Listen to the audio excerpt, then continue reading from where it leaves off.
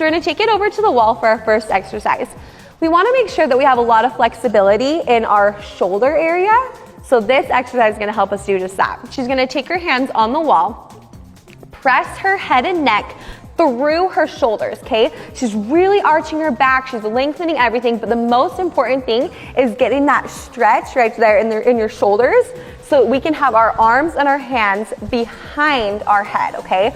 So everything through. We're gonna contract and do this one more time, pressing through head and neck, really, really feeling that stretch. So we're gonna take her into a deep wide second, low squat. Arms in front of her, she's gonna prep like she's about to do the rubber band. Okay, from here, slow motion, we're gonna kind of push back. Notice how she's keeping her chin forward. This is key. Arms pushing back behind her. She's gonna lower herself, catching herself with her hands, lowering herself down to her shoulder blades all the way through the rest of her body.